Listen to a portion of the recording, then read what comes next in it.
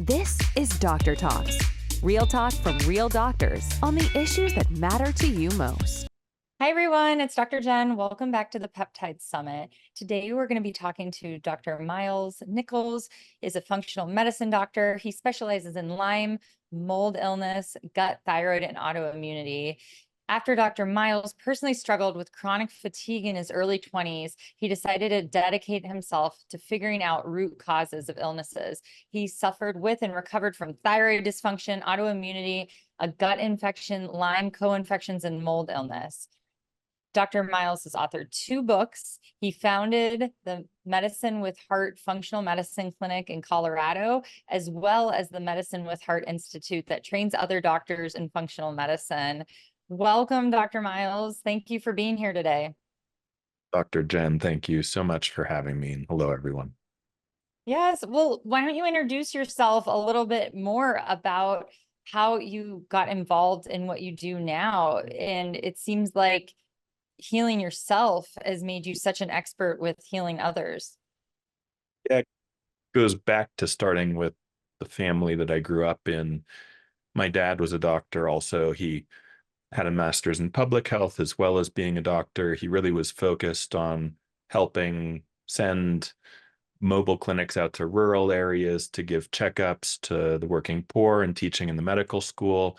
And then he became a state legislator and then a state senator and was working to get a lot of legislation passed and to get access to resources for people who needed them for health purposes. And I remember at one point it got so busy for him, so stressful, that he called my mom and he said, I think this job is going to kill me.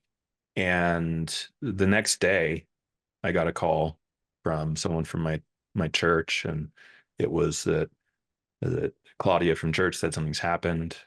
It's your dad. He's in the hospital. And he had literally passed away from a heart attack.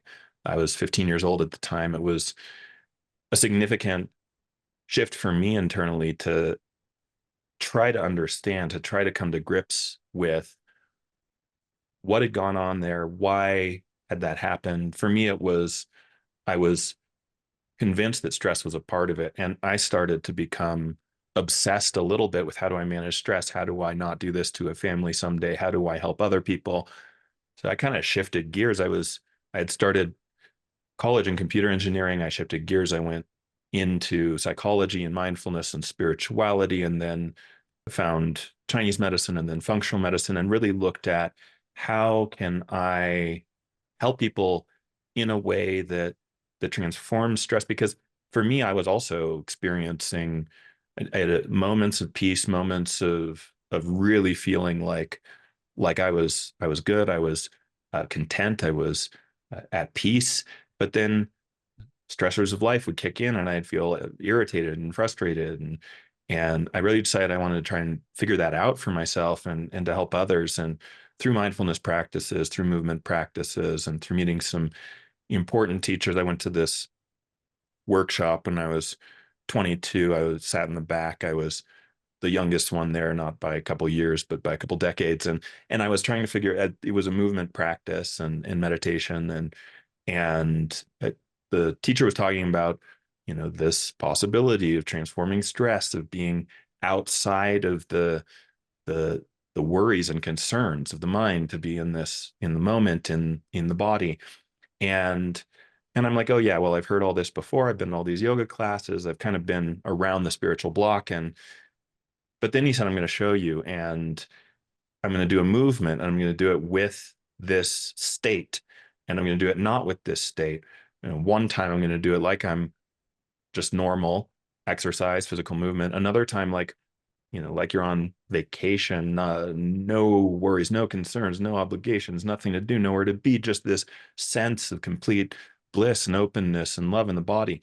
And he showed it. And when he showed the movement with this, just a smile on his face as he did this movement, like, oh, everything so wonderful, so nice. He's doing this movement. And I thought, oh, that's what I've been really looking for and feeling that I've needed. So I really took a deep dive into that piece of, how do I embody that? How do I really live that? How do I get into that in my own body, in my own life? in my relationships, in my work. And that did a lot for me. I found this sense of contentment and inner peace. But what it didn't do is it didn't resolve the chronic fatigue that I had and some of the other stuff. So then I had to go through all the testing and get into some of these novel treatments like peptides that we'll be talking about today in order to really recover my full energy. So first, for me, it was important to transform stress and find peace. And then I really had to figure out the migraine headaches, the chronic fatigue, the brain fog. I was a lot more happy with those things, but I wanted to solve them too. And by testing and resolving these things, I was able to. It was a long journey, and I saw practitioner after provider after integrative and everything that I could find. So I wanted to streamline that for people and help them to go more through a step-by-step process of how do we go straight to the things that are going to be really effective and helpful, and go through a process that leads towards feeling not only healthy, but also happy and content. Thank you so much for sharing that about your dad. I'm sure that is so difficult. And it brings up a great point that stress can really affect our health. And we're all just we're bathing in stress every day with notifications on our phone or emails. And it's, yeah, the rushing syndrome. And, I feel it. And when I'm trying to get my kids ready for school, and I'm like, I need to just not care if they're late. And sometimes I do just let that go. So we need to recognize it though. And you've probably had patients that are like, I'm not stressed out. And you can tell by their labs or how they're not healing well that there is some sort of stress. And it might not be stress, it might be trauma too. And I'm sure that you had to work through a lot of that trauma. So, I mean, this brings up a good segue to, what you're an expert in, autoimmune diseases, and why are they on the rise? Well, I actually do literally think that stress played a big role in that. Not that stress causes autoimmunity, but stress acts like an amplifier. Stress acts like an amplifier that amplifies dysfunction that's underlying. And that dysfunction that's underlying today there's a lot of reasons why that's the case. There's an emotional component and a traumatic, like you mentioned, trauma, stress. It's hard to unpack it all, but I'll say there are a number of experts in the field of autoimmunity that really do believe strongly, and there's data starting to come in about a relationship between the way in which a person relates to stress, challenge, struggle, trauma, et cetera, in their life, and autoimmune diseases. We know from the ACEs study, this is adverse childhood experiences studies, there's as little as 2 adverse childhood experiences. And these could be things like parents getting divorced. It can be a parent ending up in jail. It can be emotional abuse. It can be a traumatic event. There are many things that classify as an adverse childhood experience.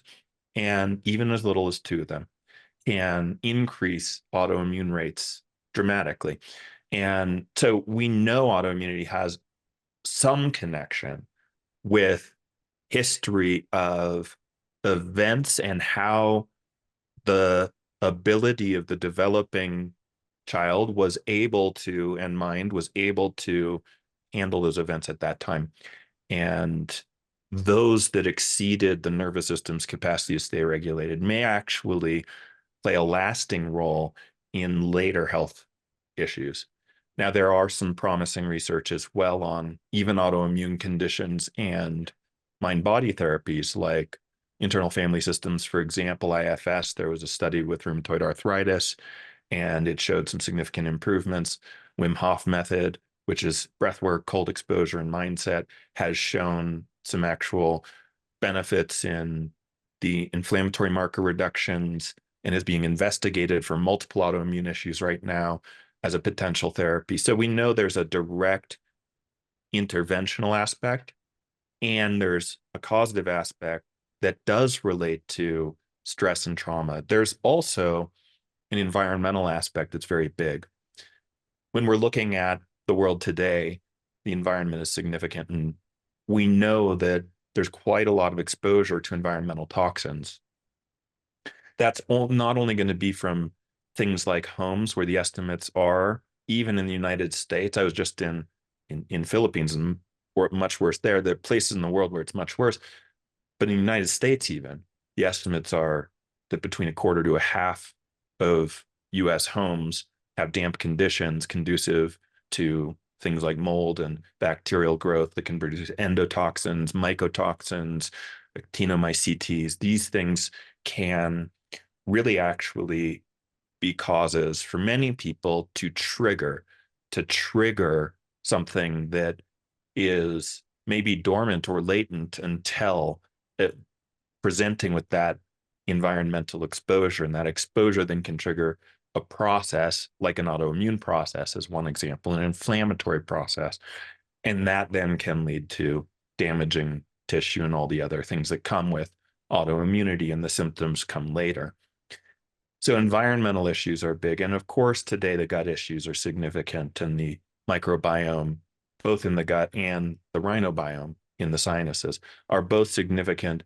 The bacterial populations in the body are dramatically impacted by overuse of antibiotics, by hygiene, and how hygiene can sometimes be too little or too much. Excessive hygiene or too little hygiene can both create imbalances in the gut microbiota and the rhinobiome.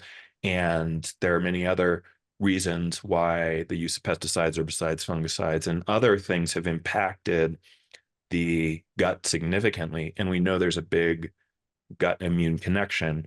And so we do see also that gut issues, intestinal permeability, and gut brain connection can contribute to the onset of inflammation in the body systemically and neuroinflammation in the brain. That can include mental health issues and worsened stress response and trauma response, and it can cycle here. So what we're dealing with today partly is environmentally related, partly is related to drug use, antibiotic use, partly is related to exposures, and partly is related to some of the chronic stress and the way in which the world has created busy schedules and a lot of obligations and things that are different than they used to be, and a lot of electronic use and a lot of screen time, and a mismatch between the light that we're receiving from devices and natural sunlight, and disconnection with circadian rhythms and nature. So many things. But the big one really for autoimmunity we want to look at are the exposures and the triggers and the gut dysfunction. These are going to be some of the big ones with autoimmunity specifically. Yes, absolutely. And it can be overwhelming, right? But you have to know about these things because then you can pay more attention, because autoimmunity is on the rise. And post-pandemic, for whatever reason, whether it's the virus or the vaccine, I've seen a lot of just new onset autoimmunity that we can kind of pinpoint back to that. But it's interesting because I'm in the Midwest in Ohio, in Northwest Ohio, and literally where my patients live used to be a swamp. So a lot of mold. And also there's a bunch of oil refineries by us. So if patients live near there, I'm like, consider moving. We also have 5G towers. You have to be careful about those. Those can disrupt your cells and possibly lead to autoimmunity. And glyphosate in the Midwest it's so bad. When I test people's glyphosate levels, I know they're going to come back high, but they're bad. I mean, where you're at in Colorado, glyphosate probably isn't as bad, but it's probably still obviously in the food, but environmentally maybe not as bad. Do you think? Yeah, I don't think it's as bad environmentally, but certainly a lot of food supply is going to contain some. And when we do test people, it's not everyone, but a lot of people do have elevations in glyphosate levels as well. And so if we're going to boil it down just to three big things, we can say, thanks for bringing up infections. That's important because viral infections can be a trigger. Bacterial infections can be a trigger. We do know autoimmunity can trigger from those. So infections, toxins, we can say as a broad spectrum for the environmental aspect. We can say infections, toxins, and gut dysfunction would be the top three, plus the stress amplifier and the trauma amplifier on top of that really creates a picture for why is it so bad today, where the CDC is now saying 6 in 10 Americans have at least one chronic disease, and 4 in 10 have 2 or more chronic diseases. So it's really a majority are chronically ill today. It's not a minority issue. It is a majority issue are chronically ill today. And one of those chronic illnesses that are on the rise are autoimmunity. And as research starts to come in, it tells us there are more and more autoimmune issues. Like one thing I've done a lot of testing on in recent years that a lot of people don't understand yet or know a lot about are antibodies against the brain. And so we do a whole panel of antibodies against tissues and structures in the brain, such as dopamine receptors and such as anti-cerebellum antibodies and antibodies against tubulin. And in these, there are some that have shown to be able to actually induce things like obsessive compulsive disorder, anxiety, depression, other behavioral changes in children even. And so this really is a big issue. We see a number of basically a post-infectious or post-toxin exposure autoimmune onset with the brain and changes in behavior, mood, and changes in the ability to focus and concentrate, and symptoms that are neurologic in nature arising as a result of brain autoimmunity, but often never gets diagnosed as autoimmunity. Often it gets diagnosed as,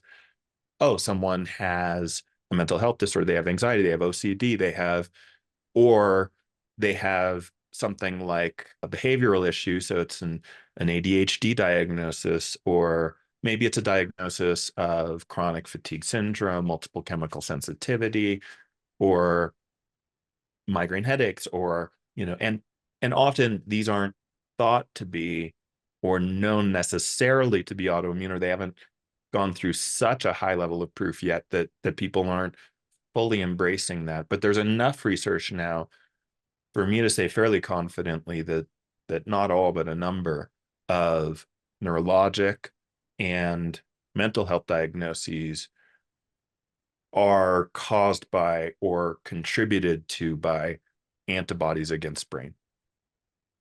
Wow. Yeah. And you can get that test, but unfortunately, your conventional medicine doctor is going to look at you like you have a couple heads, 2 or 3, right? So you probably would have to work with a functional or integrative doctor that is used to working with those specific tests. And I think it's very sad that people are, they're going to their maybe regular conventional doctor. They're saying that they're feeling low mood or maybe anxious, and they're treating that symptoms because that's like what we're brainwashed to do in medical school. Like, oh, it's a symptom, so you call it a disease, so you can treat it with a pharmaceutical. And what I like to say a lot is these, like, anxiety is a symptom of a root cause, right? Whether that's an antibody against the brain, whether that's gut health, whether that's blood sugar dysregulation even. So, just if you're listening out there, just know that these feelings that you're having, especially from a mental health perspective, they're symptoms, or your body telling you, hey, like, something's off, I'm dysregulated. And like you pointed that back to, this could be even an autoimmunity against certain receptors in the brain, and that could be causing the problem. So when you see these patients, you often like bring peptides into the mix, right? Yeah, absolutely. Now, peptides are, they're interesting because they're natural in the sense that these are amino acid chains. The body makes a lot of peptides, just like hormones. So body makes hormones, and hormones have an effect in the body. Peptides have hormone-like effects sometimes, or even stimulate hormones to be produced, but they're a little bit different. They're amino acid chains. They're smaller amino acid chains. So just like a protein is a bigger amino acid chain, and peptide's a smaller amino acid chain, one of the first peptides to enter medicine was actually insulin. And insulin entering medicine was a game changer for diabetes, especially type 1 diabetes, where the insulin isn't being made in the pancreas anymore, or late type 2 that can become type 3, that can start to reduce in insulin production and come with severe insulin resistance. This was a game changer that saved lives. This is one of the very, very powerful peptides.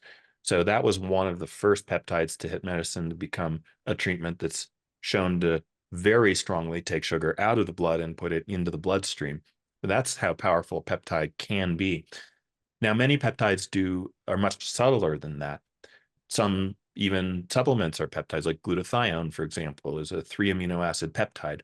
Now, glutathione can be very powerful, but it's not going to be used in the same way like insulin would be. You're not going to have to be as careful as you'd have to be with insulin. So peptides span the gamut, and they span the gamut from, in terms of the effects that they have, being very broad or very narrow. They also can be very strong in doing something that's very impactful to the body that you want to be a little bit careful of, or very broad spectrum, doing things that you don't really have to be so careful, and can tolerate very, very high amounts, and very, very strong safety profiles for a lot of peptides. So peptides are really useful when, for example, in autoimmunity, if we're looking at brain antibodies, let's use that as an example. Let's say we've discovered that there are brain antibodies, and we want to help the immune system to calm down. Well, we do with autoimmunity, we want to figure out what exposures or triggers have there been and resolve those triggers. So if it is, let's say it's a moldy environment, a moldy home, and a mold trigger was involved, of course, first thing you need to do, get out of that home or remediate. And that's going to be really important to, if there's an ongoing toxin, get rid of the toxin. Once that's sorted out, then we need to get rid of the accumulation of the toxin in the body. When it comes to accumulation of toxin in the body, often we'll be using things like binders, we'll be using certain detoxification-focused supplements, we'll be doing some dietary change, some lifestyle changes, sometimes some off-label medication uses that may be helpful with binding and getting rid of toxins and upregulating detoxification function. And we'll often add peptides into the mix as well. Peptides that we'll use for specifically related to autoimmunity, often there are a few. So KPV is one that I really like. KPV is just like glutathione is a 3 amino acid peptide, so is KPV. KPV is strongly anti-inflammatory. And we know there's such an inflammatory component with autoimmune diseases that one of the prime treatments conventional medicine uses for autoimmunity are steroids. And steroids are highly anti-inflammatory. Problem with steroids are not only are they anti-inflammatory, but they also suppress the immune function that's defensive against infections, and they really change how the cortisol works in the body and the adrenal responses in the body. And so while they're very strongly anti-inflammatory and that gives a benefit for symptoms, it doesn't get at the trigger. So it doesn't, if you're exposed to toxins or you have a chronic infection, it doesn't get rid of that. And it also doesn't, it has a secondary effect that's problematic on the ability to be able to defend against other infections and for the body's defenses to be impacted on that. So if we can find anti-inflammatories that don't suppress the innate parts and the defense parts of the immune function, then those are really, really helpful in autoimmune issues. And KPV is one of those. So we see KPV as part of there's this whole melanocortin pathway. And without going into too much of the technical detail, I'll just say melanocortin does a lot. It relates to, there's a hormone called melanocyte stimulating hormone. And this does more than I possibly could have imagined until I dug deeply into the research. It relates not only to melanocytes on the skin and skin pigmentation and tanning, but it also relates to sexual function. It also relates to immune function, inflammation. It relates to neuroprotection. It relates to other hormones. It's very, very important pathway. And this pathway gets highly, highly dysfunctional in many autoimmune issues. And KPV targets the inflammatory part of that pathway. So it's not going to tan your skin like another melanocortin peptide like melanotan-2, for example, or melanotan-1 will actually tan your skin. KPV, not so much. It's more focused on the anti-inflammatory part of that pathway, for autoimmunity is really the part that we want to target most. So KPV is fantastic, and VIP is another one that we'll use. And VIP is a nasal spray. It's delivered as a nasal spray. KPV can be injectable or oral use. And VIP, we use a nasal spray. VIP is a peptide that really helps to, there's actually been a study showing gray matter in the brain changes. So the damage that's done to let's say there's an autoantibody against the brain, or let's say that a toxin and infection has done damage, and we know on MRI with AI analysis called a neuroquant MRI, we can see that there's atrophy or there's breakdown in gray matter in the brain in important brain regions. We've actually seen VIP at a high enough dose over a long enough period of time, usually at least 3 months, better 6 or longer. We've seen actual restoration of the gray matter of the brain, that atrophy regenerating and improving. So, and VIP is also impacting this MSH and this melanocortin pathway from a different angle. So that and KPV, really, really helpful and important. Thymosin Alpha 1 is, oh, go ahead. I'm sorry. Let me ask you a quick question about VIP. So this is used a lot with mold illness, and that's helping with the brain inflammation. But I've had patients that it's hard to kind of get them off of it. So do you just wean them off? And can you talk about that? Because sometimes VIP gets a bad rap a little bit because of that issue. Yeah, so VIP has it can have a very powerful effect in the sense that people can feel better on it, but if they go off, they may or may not continue to feel better. Part of that depends on what happened before VIP and where a person's at in their process. Where VIP doesn't tend to work well is if someone's still in the midst of a chronic inflammatory response when it's used. Usually first we really have to get a person to a certain point of having removed some of the exposures and having calmed some of the infections and inflammation and having gotten rid of some of the biotoxin accumulation in the body, and before VIP can be tolerated well and then gone off of. If those things haven't been dealt with, then things like KPV and a couple other peptides, BPC-157, Thymosin Alpha 1, can help with coming off of a VIP even, because they will help with that inflammatory and immune dysfunctional component. VIP really helps with repairing. I think about it as a repair, regenerating, focused peptide, and epigenetic change peptide. It is making epigenetic changes. And it will help to an extent with inflammation, but it's really not meant or intended to be used primarily for inflammation. It's primarily used as the end step of resolution and repair and regeneration, not of during the middle or the beginning, or getting that.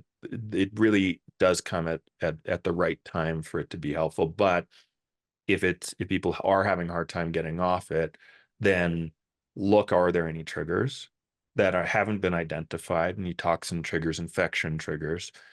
That's one. And then two is to, once you've gotten rid of the triggers and removed some of the toxin, is to consider some other anti-inflammatory peptides like KPV, or immune regulating peptides like BPC-157 and Thymosin Alpha 1 as ones that can really help to deal with those underlying issues that might be a challenge with VIP. Yes, absolutely. That's such a great explanation. And I know with mold, when we talk about environment, a lot of people, they are still there. Their remediation didn't work. Sometimes they just have to move. You mentioned actinomyces and other VOCs, volatile organic compounds. So it's sometimes it's tricky to get people that are so reactive back to normal. And sometimes it takes time, but that's why peptides are great, because they can really move the needle a little bit faster for these patients that are suffering. What other peptides are you using in your practice? Well, I mentioned BPC-157, but haven't really talked about what we're using it for. So BPC-157 is a 15 amino acid peptide that is discovered through stomach acid secretions. And what we know about BPC 157 is that it's nice because it's orally bioavailable. Many of these peptides don't work when taken orally, and they would be kind of a waste to take orally because they're not going to stay intact. They might break down. They might not have their effect. They might not stay intact through the digestive process. What we know about BPC 157 is there is research supporting that it does signal its effect even if it's taken orally, and its effect is also a repair effect, but different than VIP. Its effect really the studies have shown a lot of intestinal repair. So one study it was an animal study, but what it did was it took high dose NSAIDs, non-steroidal anti-inflammatory drugs, and these can cause, at high doses, it can cause stomach problems, it can cause ulcers, it can cause lesions, it can cause liver and kidney damage. So what they did with these mice, they gave them high doses that would cause this kind of damage, and they gave them BPC 157 at the same time. In one group, the other group did not get BPC 157. The other group got arginine. So they did a couple different groups, and the control group that wasn't taking the NSAIDs. Now, it was fantastic because they showed these pictures of the stomach and duodenum area which duodenum is the upper part of the small intestine right below the stomach. And the ones that had the NSAID without BPC 157 really looked in a bad way. You could see the necrotic tissue, you could see the discoloration, you could see the black, the gnarly, like the abscesses forming. And then the BPC 157 group, you could see it looks beautiful, just like the control group, as if no damage had occurred. So why is that? Well, BPC 157 seems to be able to recruit repair, and it can recruit repair into the gut region. So it may be helpful clinically. We find it quite helpful for people who are struggling to get off of antacids or proton pump inhibitors.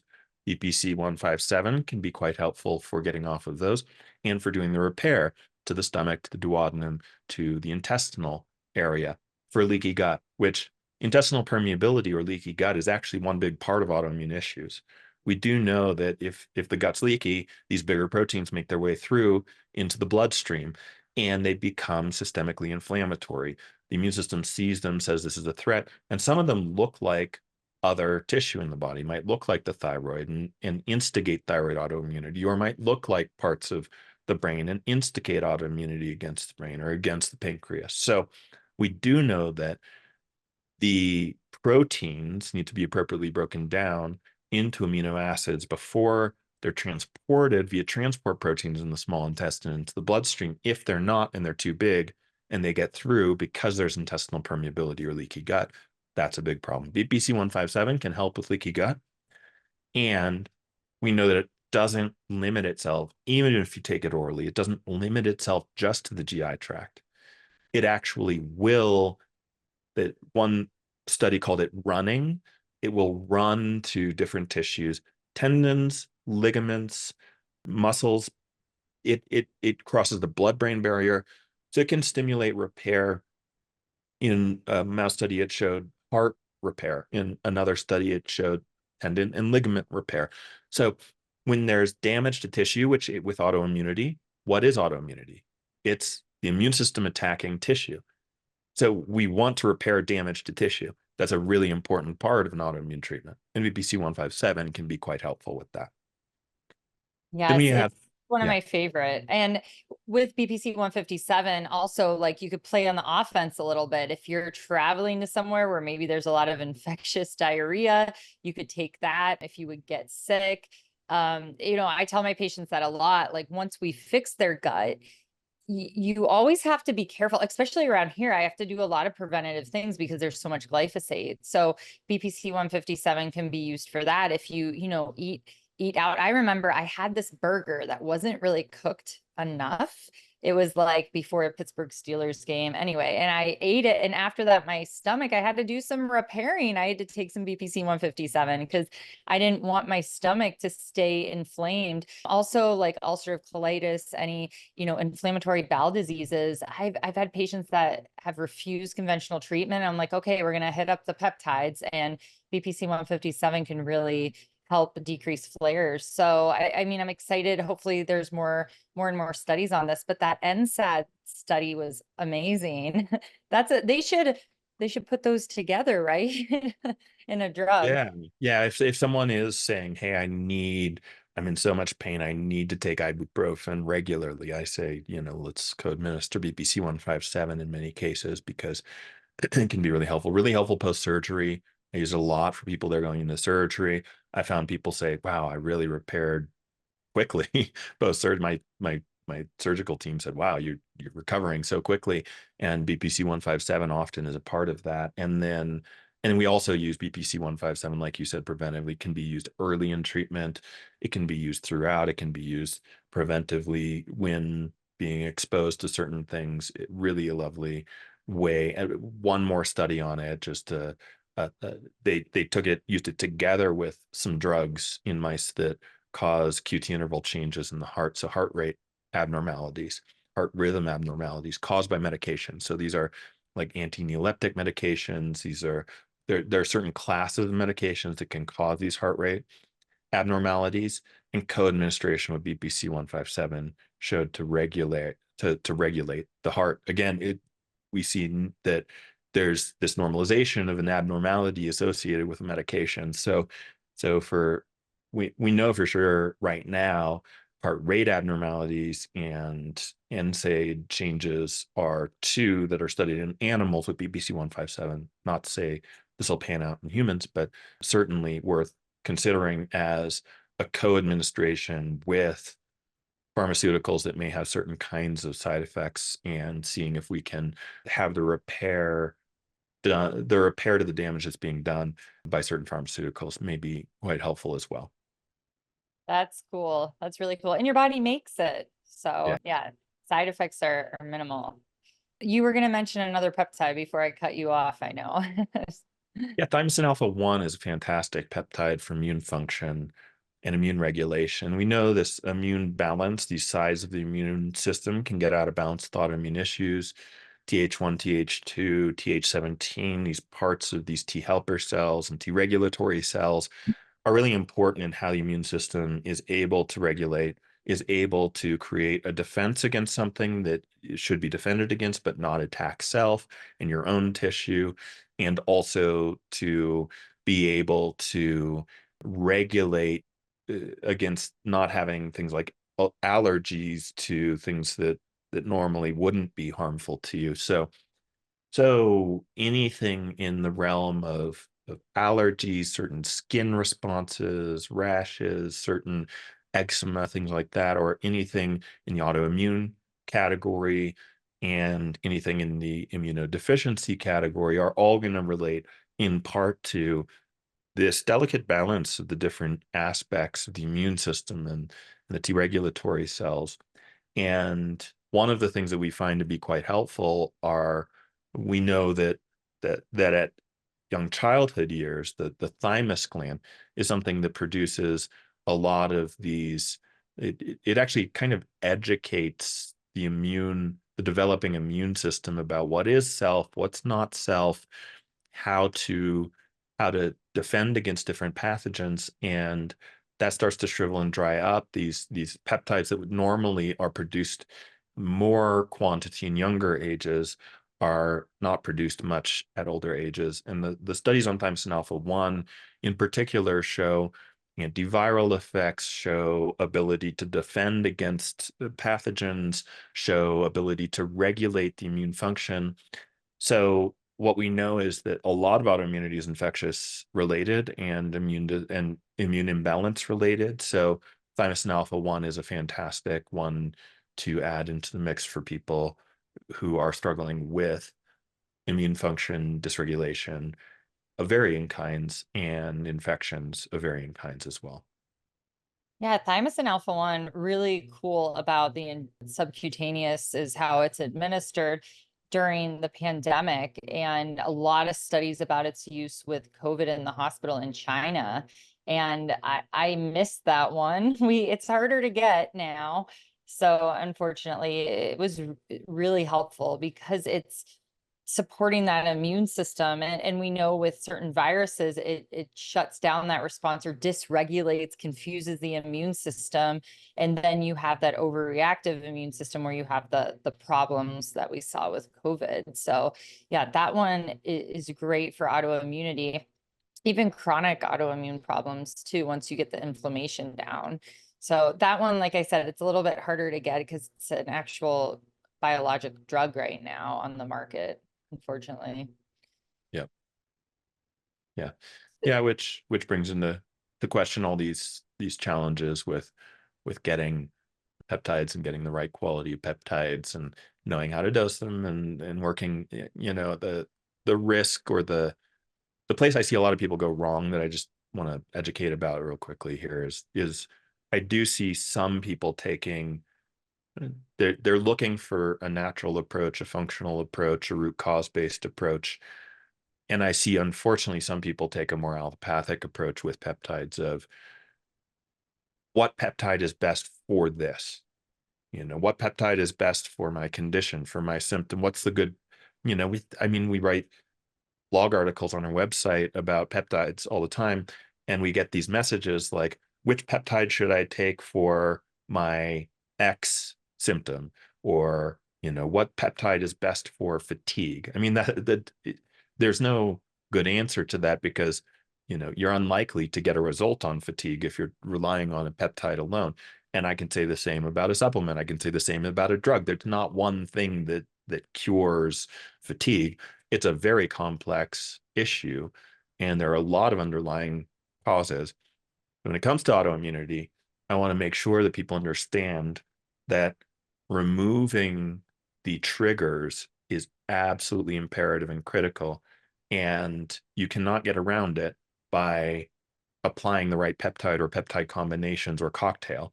And there is no peptide that's good for autoimmunity. Yes, peptides can regulate the immune system and can help, but it's not that they're going to solve the issue if you're still living in an environment where you're exposed to a trigger that's triggering your immune system to attack self, then sure, you can regulate to a degree, but you're likely to continue to have some degree of underlying chronic inflammation and ongoing issue unless you really look at the bigger picture. And that bigger picture is you really want to look at infections, you want to look at toxins, you want to look at gut function, and you want to look at immune regulation, and you want to look at inflammation, and dealing with all those things in the right proportions and relationship together really can make a big difference, especially if coupled with stress management, breath work, trauma work, brain retraining, meditation practices. Now we're looking at if you're making,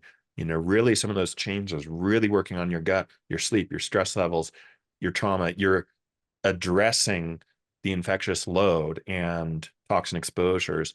And then you add some peptides into the mix. Now very effective.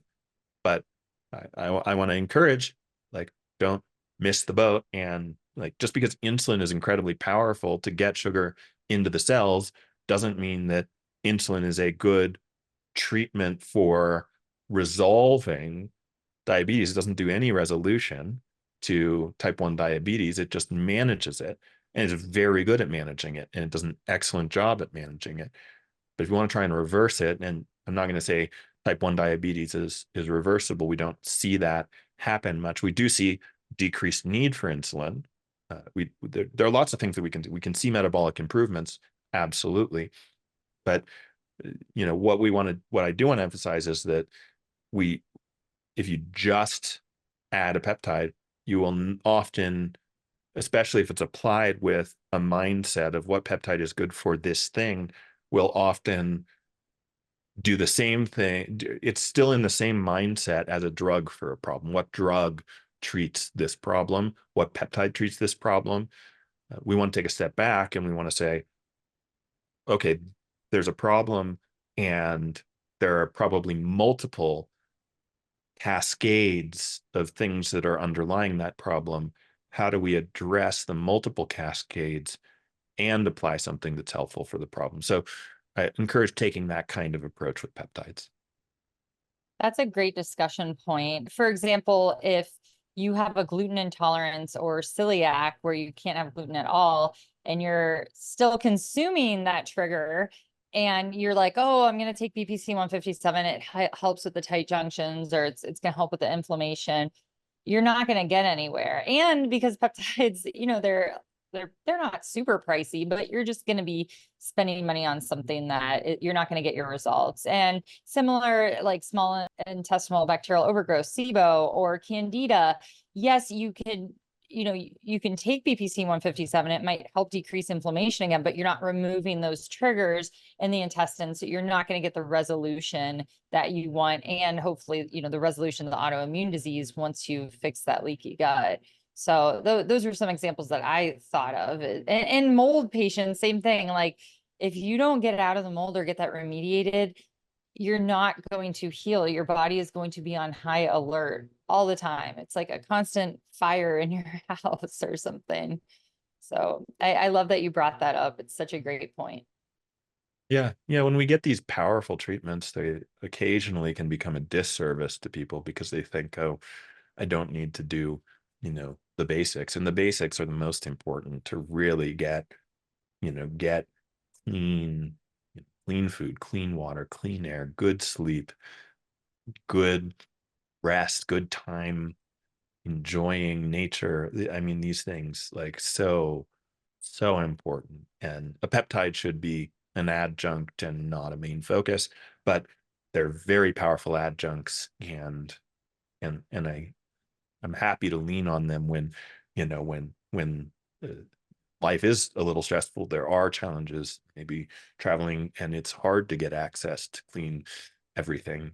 Like it was for me recently, traveling in the Philippines is really not a place where it's easy to get access to clean everything. So sometimes, circumstances, we have experiences, we choose those experiences, not because they're going to be clean experiences, and we may need to do some repair after that. And we may, but if it's a temporary, we know, okay, I have this, 2-week stretch, it's going to be really stressful. I'm going to have, not enough sleep or exposures or more stress, then do our best in that. But then luckily that's not an ongoing thing. And then peptides repair, just deal with the inflammation, the repair, whatever, resulted from that. Okay, really going to get things back. Fantastic. It's those low-grade ongoing things, those toxins that are still there, those chronic stressors that are still going on every day, day in, day out, the, issues that really aren't getting resolved, that we need to pay really close attention to and make sure to address and use peptides targeted precision therapy for things together with really getting a solid foundation. I love it. I love it. Such great advice and such great expertise that you have in the autoimmunity field. So I'm so glad with everything you shared with us today and all the information about peptides, of course. How can our audience reach you, find you, work with you? So one place we read a lot of articles, a lot of blog articles, medicinewithheart.com. You can find a bunch of articles about peptides there. Great resource for information. If you have any specific peptide, type in the search bar medicinewithheart.com. You may find a nice article with lots of information about it. And there's a place on there to book a call with staff. And that's a complimentary call with staff. If you're interested in looking at the clinic and working with the clinic and what that looks like, then you can book a call with staff and they can discuss what that would entail.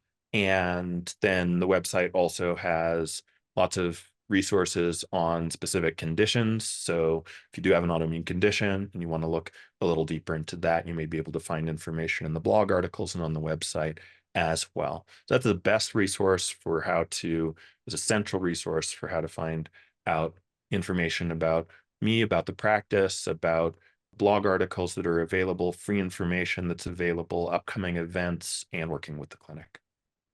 Awesome. Thank you so much, Dr. Miles. Really appreciated talking to you. You as well, Dr. Jen. Take care and have a lovely day. Thank you for tuning in to Dr. Talks. We hope today's episode has enlightened and inspired you on your path to optimal health. Each day is a new opportunity to make choices that empower your well-being. For more insights and strategies, subscribe to our podcast and visit our website, www.drtalks.com. Stay connected, stay healthy, and join us next time on Dr. Talks, real talks from real doctors on the issues that matter to you most.